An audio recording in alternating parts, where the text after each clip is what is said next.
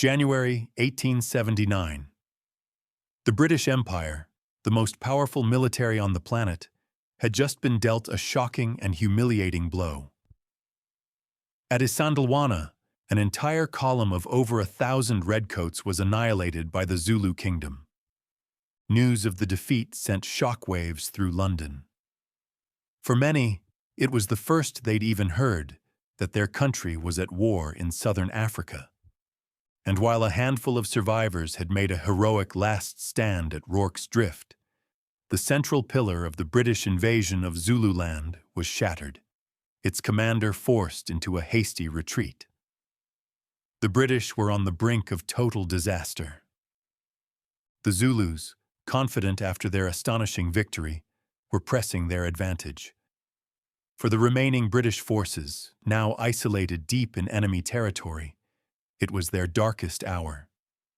Staring into the abyss, one man and his command of 2,000 soldiers stood as the last defense against the full might of the Zulu army. In the face of overwhelming odds, a single decisive battle would not only save them, but turn the tide of the entire war. This is the story of how the British snatched victory from the jaws of defeat at the Battle of Kambula. After Isandlwana, the British invasion plan was in tatters. Lieutenant General Lord Chelmsford's three-pronged attack had been fatally compromised. His central column was gone. His right-hand column, under Colonel Charles Pearson, was now cut off and besieged at Eshowe. This left only the No. 4 column on the left flank, commanded by Colonel Henry Evelyn Wood. When news of the disaster reached Wood, his previous orders were scrapped. A message from Lord Chelmsford was stark. Wood was on his own, no reinforcements were coming, and he had to be ready to face the entire Zulu army. But Colonel Wood was a different breed of commander. He was meticulous, thoughtful, and had a deep respect for his enemy.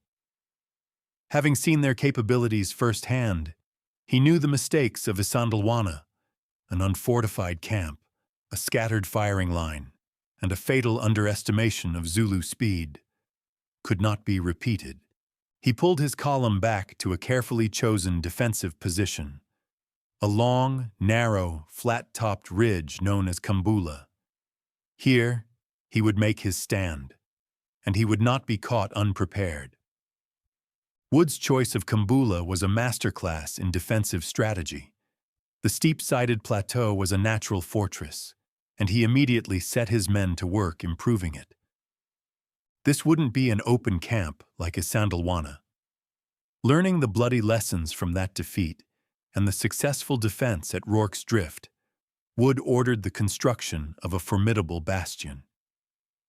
The heart of the defense was a large hexagonal laager made from around 90 heavy transport wagons, all chained together to form an unbroken wall of wood and iron. Inside this main laager was the bulk of his force, the veteran infantry of the 1st Battalion, 13th Light Infantry, and the 91st Perthshire Light Infantry, along with his mounted troops. Just south, on the edge of the ridge, a smaller, separate kraal was built for the column's cattle, a vital source of food and transport.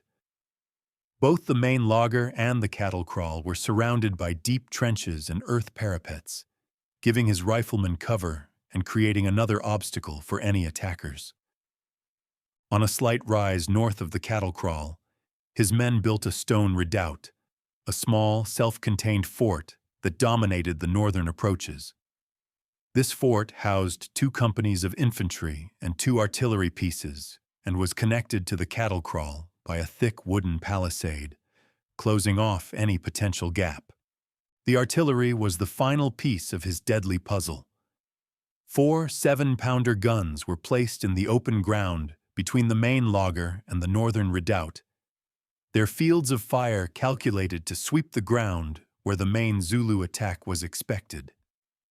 With 2 more guns in the redoubt itself, Wood's artillery could create a lethal crossfire, leaving no dead ground for an attacking force to find shelter.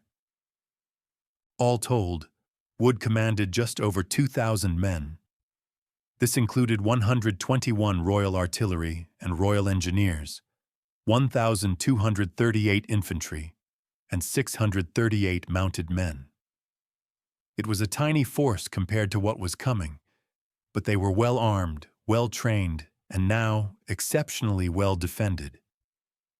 Meanwhile, at his royal homestead of Ondini, the Zulu king Cetshwayo Kampande was planning his next move.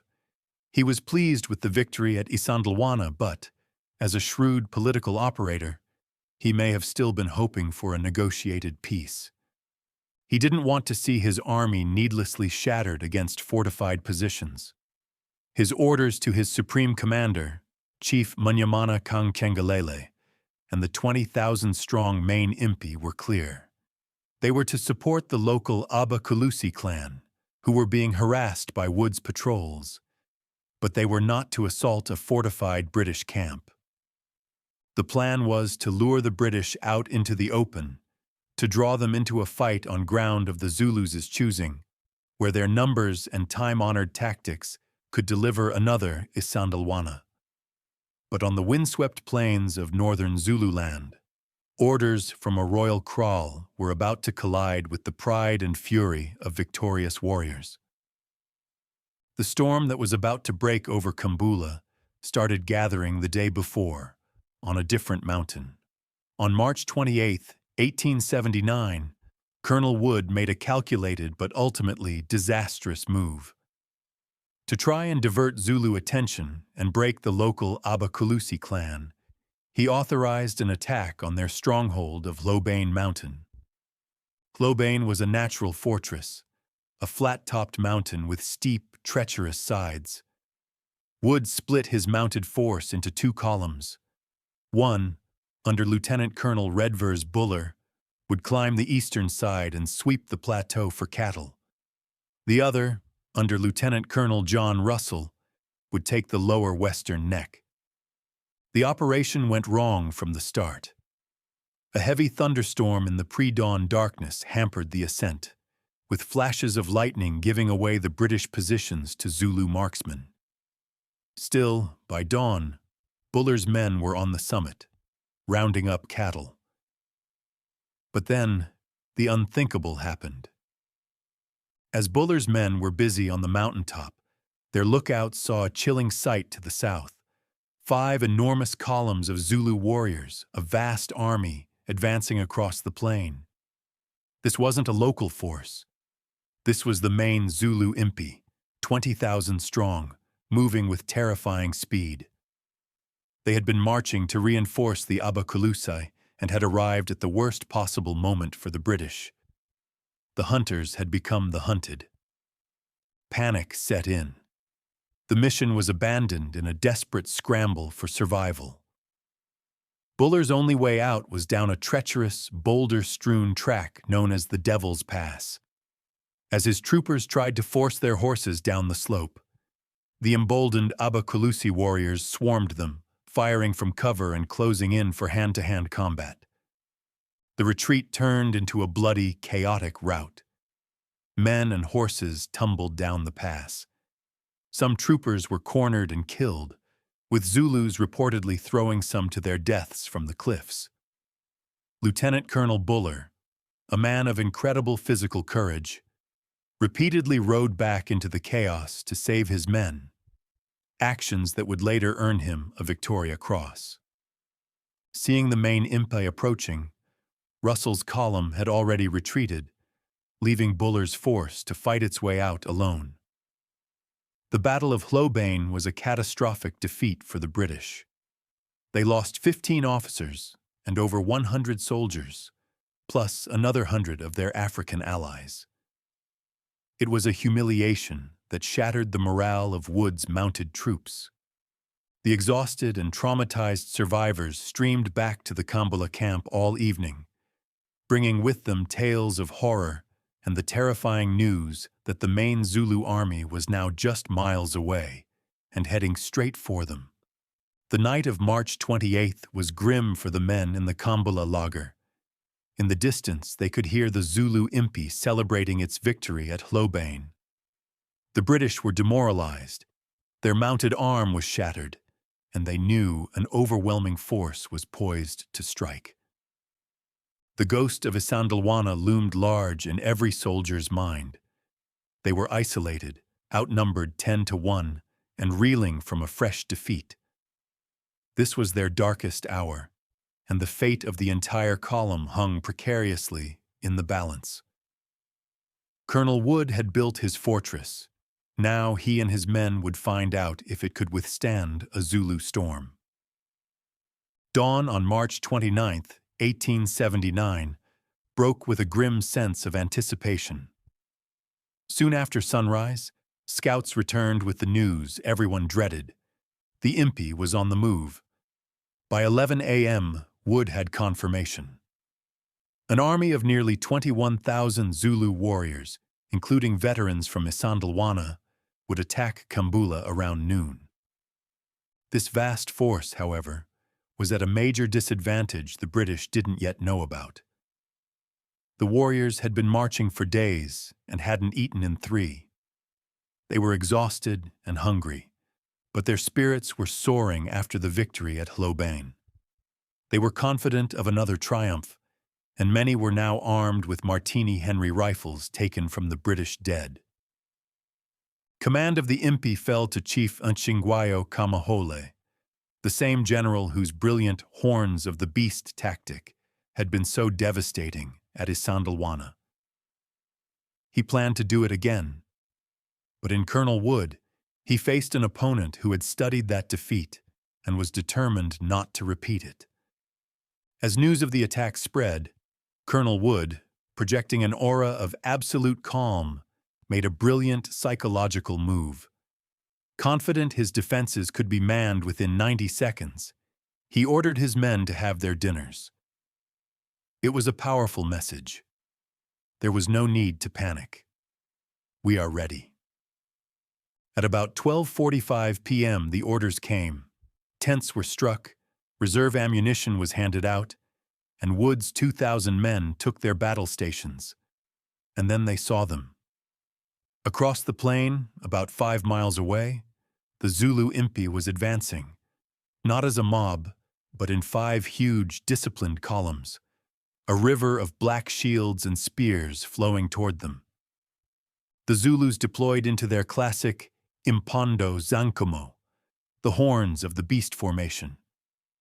The powerful right horn began a wide sweep to the north, aiming to circle behind the camp, while the left horn and the central chest moved to the south and east of the ridge. Then, just beyond artillery range, they stopped and sat down, a quiet, unnerving moment of preparation. It was Wood who broke the silence. At 1:30 p.m., he ordered Lieutenant Colonel Redvers Buller to take his mounted troops and sting the Zulu right horn into a premature attack. Buller and his men rode out, dismounted, fired a single provocative volley, and then wheeled around, faking a panicked retreat back to the laager. The trick worked perfectly. Enraged and sensing weakness, a wave of some 11,000 warriors from the right horn surged to their feet with a mighty roar and charged, some reportedly chanting, "Don't run away, Johnny. We want to talk to you." They charged straight into a perfectly laid trap. The moment Buller's horsemen were clear, the British defenses erupted. Infantrymen lining the parapets unleashed disciplined, concentrated volleys. At the same time, the Royal Artillery 7-pounders opened up, firing explosive shrapnel shells timed to burst over the advancing warriors, raining down lethal metal fragments. The effect was devastating. The Zulu charge faltered at around 300 yards, torn apart by the storm of lead and iron. Enfilading fire poured into their flanks, forcing the survivors to scramble for cover. But the Zulu attack was relentless. The left horn and chest launched furious assaults against the southern and eastern sides of the camp. Their courage was astonishing. Warriors, believing potions from their spiritual doctors had made them immune to bullets, threw themselves at the barricades, only to be cut down in droves. A few reached the wagons, but were met with the cold steel of bayonets. For hours, the battle was a relentless cycle. Courageous Zulu charges met by a disciplined wall of British firepower. Around 3 p.m., the battle reached its crisis point. The fighting focused on the cattle kraal on the southern side. A group of Zulu marksmen, using captured rifles, found a position in a nearby ravine and began pouring accurate fire onto the company of the 13th Light Infantry defending the kraal. Under this galling fire and another ferocious assault, the British were forced to abandon the kraal and fall back to the main redoubt, taking casualties as they went. For the first time, the Zulus had breached the perimeter. They poured into the kraal, engaging in desperate close-quarters combat with the British among the terrified, stampeding oxen. From his command post, Colonel Wood saw the danger. This was the pivotal moment. He immediately ordered 2 companies of the 90th Light Infantry, under Major Robert Hackett, to counterattack with fixed bayonets. The soldiers shoved a heavy wagon aside, formed up, and charged. They slammed into the Zulus in the kraal, the glint of their bayonets and the ferocity of the charge proving decisive.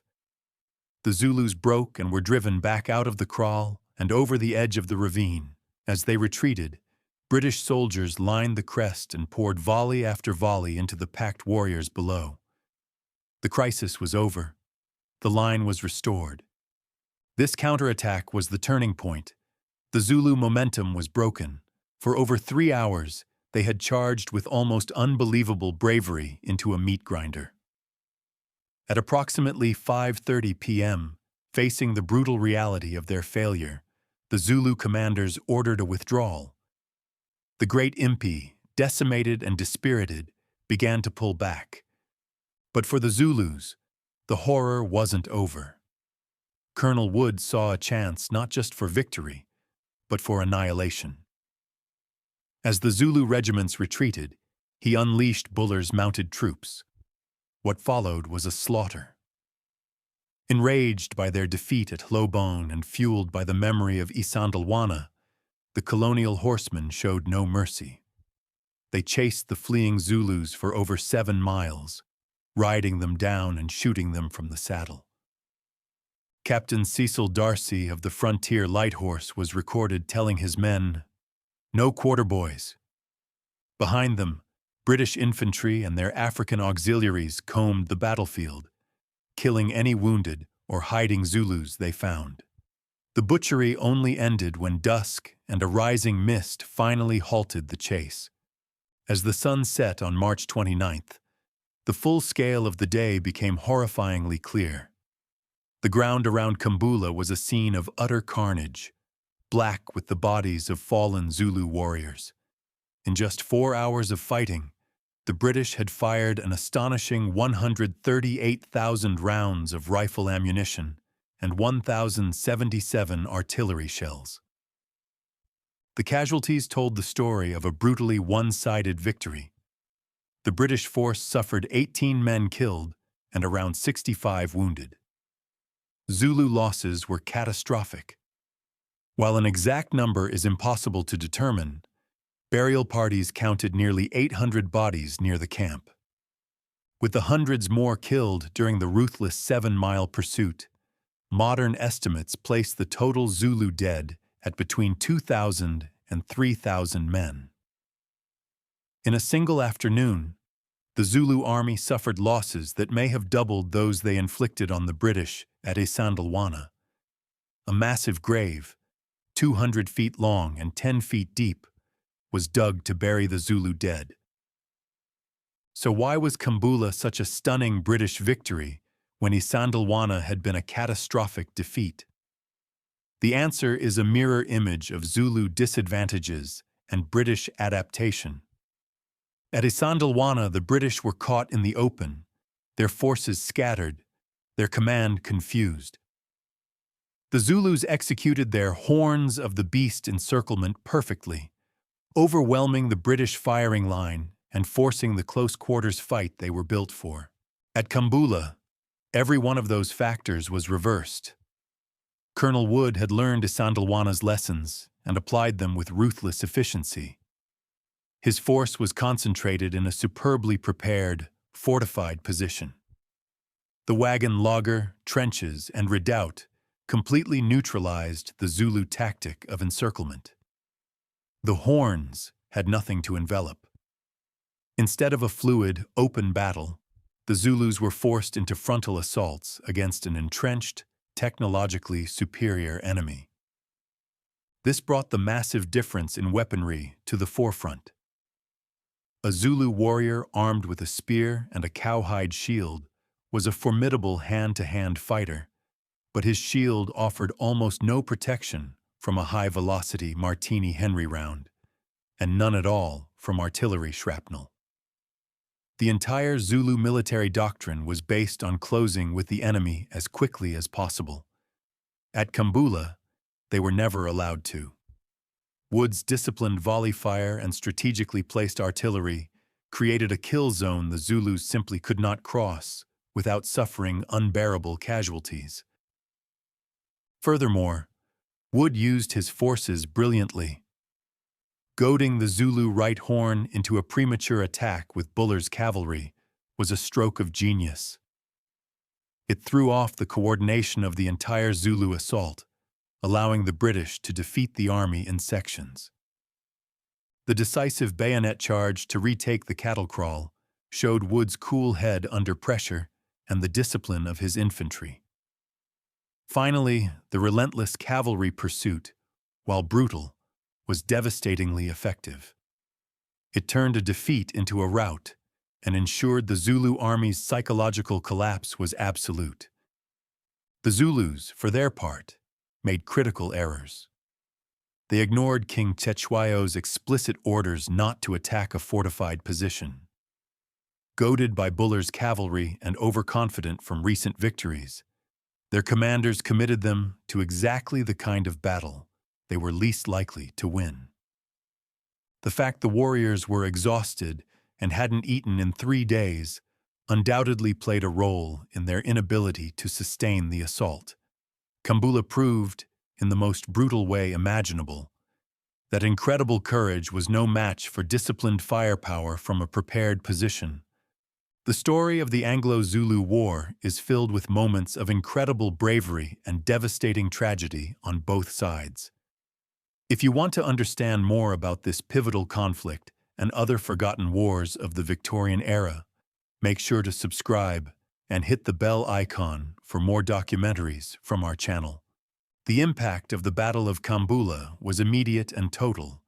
It was the decisive turning point of the Anglo-Zulu War. The defeat didn't just inflict thousands of casualties, it shattered the morale of the Zulu army and the myth of its invincibility. The psychological shock was immense. The great regiments that had triumphed at Isandlwana were broken. The Zulu commander Mnyamana tried to rally the survivors, but many demoralized warriors simply abandoned the army and went home. They had lost their belief in victory. Never again would a Zulu impi attack a prepared British position with the same unwavering ferocity they showed at Kambula. For the British, Kambula was the victory they desperately needed. It avenged the humiliation of Isandlwana and proved the overwhelming superiority of their tactics and technology when used correctly. Colonel Wood's success provided the blueprint for how the rest of the war would be won. Just 4 days later, Lord Chelmsford, leading a relief column to the besieged garrison at Eshowe, faced another Zulu impi at the Battle of Ginjandlovu. Applying the same tactics, a fortified laager and overwhelming firepower, he won another decisive victory. The final act came on July 4, 1879, at the Battle of Ulundi. There the British formed a massive hollow square, a mobile Kambula laager, and marched on the Zulu capital. The Zulus charged one last time, but their spirit was broken. They were routed by disciplined volleys, Gatling guns, and artillery, ending the Zulu Kingdom's ability to resist. King Cetshwayo became a fugitive, his kingdom dismantled. The road from the shock of Isandlwana to the final victory at Ulundi ran directly through the blood-soaked ridge at Kambula. It was here, in a brutal 4-hour battle, that the tide of the war turned for good. It was a battle that began with the British facing disaster and ended with the complete collapse of the Zulu army's will to fight.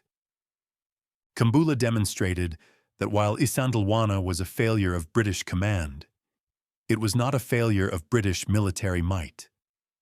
When that might was unleashed from behind fortified walls, under a commander who respected his enemy, the result was a devastating and conclusive slaughter that sealed the fate of a kingdom.